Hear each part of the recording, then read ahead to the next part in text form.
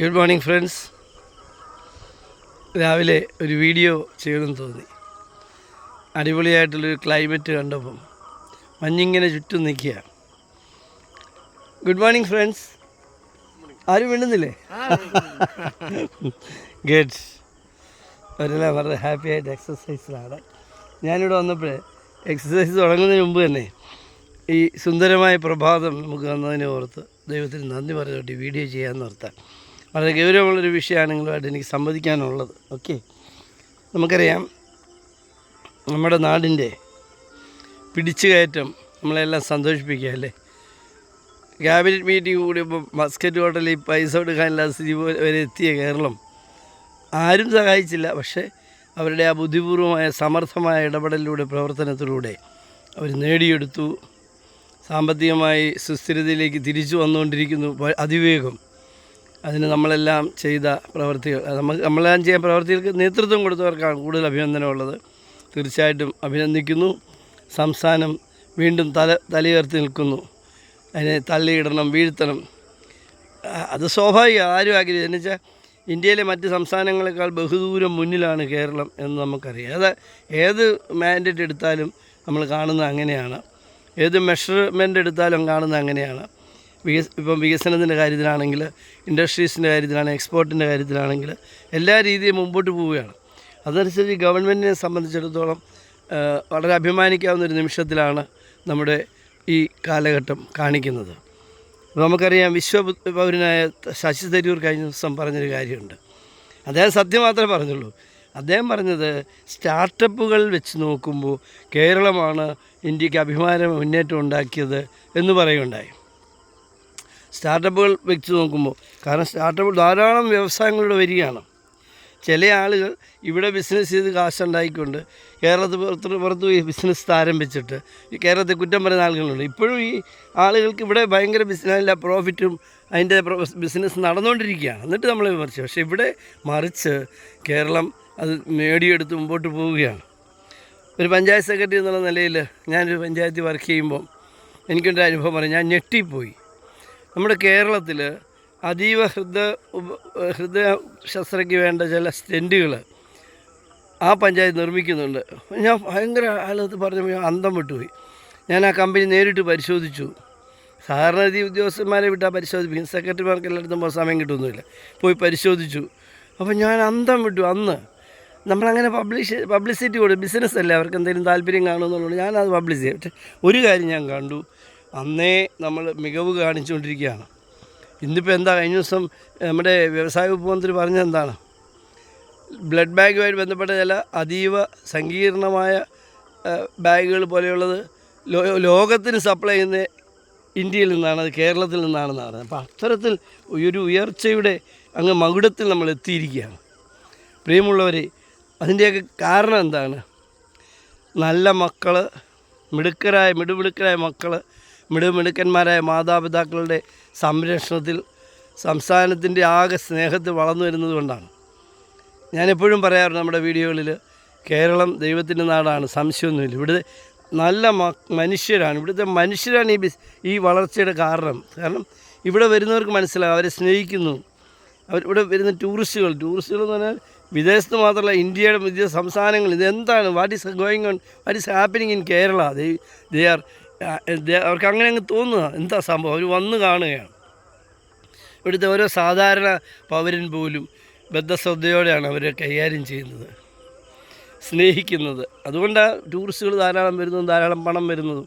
അതുപോലെ ബിസിനസ്സുകൾ. ഏത് രംഗത്താണ് ഗവൺമെൻറ്റിൻ്റെ ഇടപെടലില്ലാത്തത്?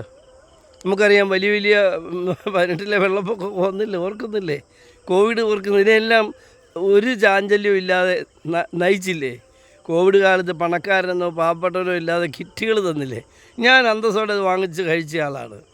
ഞാൻ ചെന്ന് എനിക്ക് എൻ്റെ മുമ്പിൽ ഈ ചിങ്ങവനത്തെ ഒരു പ്രമുഖ ബിസിനസ്സുകാരൻ അവൻ്റെ ഹോണ്ട സിറ്റി കാറിൽ വന്ന് ഈ പറഞ്ഞ കിറ്റും റേഷൻ സാധനങ്ങളും മേടിക്കുകയാണ്.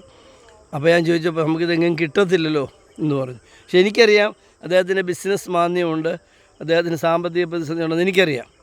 ഞാനും പ്രതിസന്ധിയില്ലായിരുന്നു, കാരണം വരുമാനമൊക്കെ കുറഞ്ഞാൽ എല്ലാവരും അങ്ങനെയാണ്. പക്ഷേ അതിനെയെല്ലാം നമ്മൾ അതിജീവിച്ചു. We shall overcome.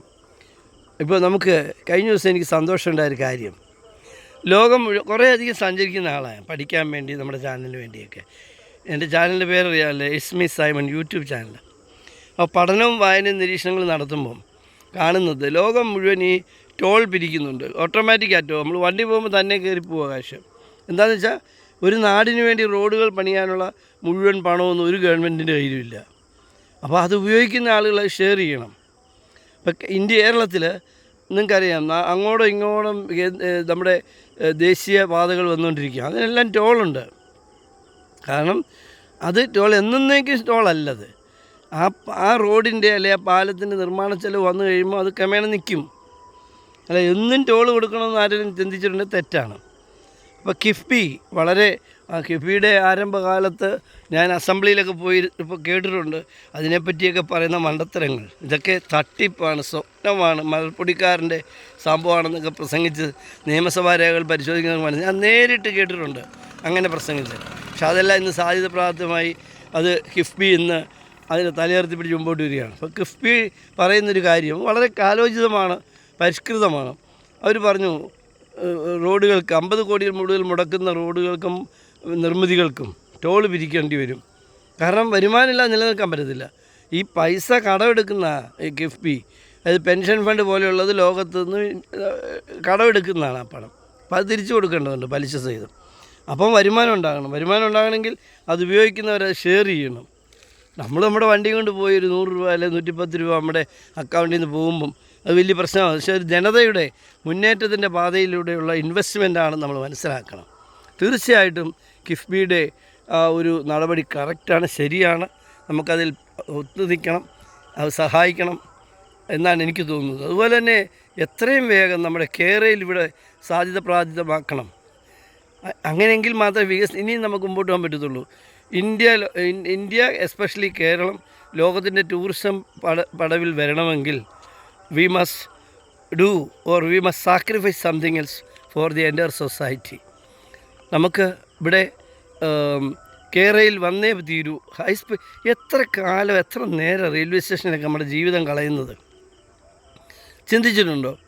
നമ്മുടെ കുഞ്ഞുങ്ങളോടൊപ്പം ഇരിക്കേണ്ട സമയം, പ്രാർത്ഥിക്കേണ്ട സമയം, ജോലികൾ ചെയ്യേണ്ട സമയം, ബിസിനസ്സുകൾ പ്ലാൻ ചെയ്യേണ്ട സമയം, എന്തെല്ലാം വിലപ്പെട്ട ക്യാൻസർ രോഗിയും കൊണ്ട് ആശുപത്രി പോകുന്ന ആൾ റെയിൽവേ സ്റ്റേഷനിൽ ഇരിക്കുന്നത് 8-10 മണിക്കൂർ, ട്രെയിനിൽ ഇരിക്കുന്നത് 10-12 മണിക്കൂർ. ഒന്ന് ആലോചിച്ച് നോക്കുക. നമുക്ക് കേരളയിൽ വേണം, അത് വന്നേ പറ്റുള്ളൂ.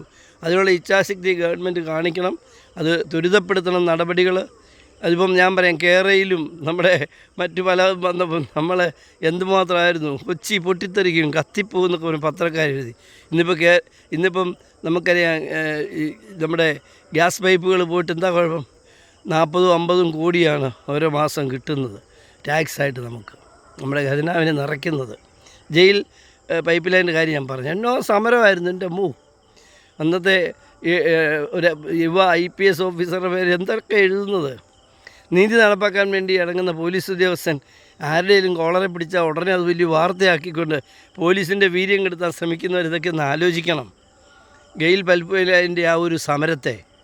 അതുപോലെ നമുക്കറിയാം തമിഴ്നാട്ടിലെ ഒരു ആറ്റമിക് വൈദ്യുത നിലയം വന്നപ്പം അതിനെതിരെ നടന്ന സമരങ്ങൾ അതങ്ങ് പക്ഷേ അത് അജ്ഞത കൊണ്ടാണ്. കാര്യങ്ങൾ ബോധ്യപ്പെടുത്തി മനസ്സിലാക്കിയപ്പോൾ അവർ തന്നെ പിൻവാങ്ങി.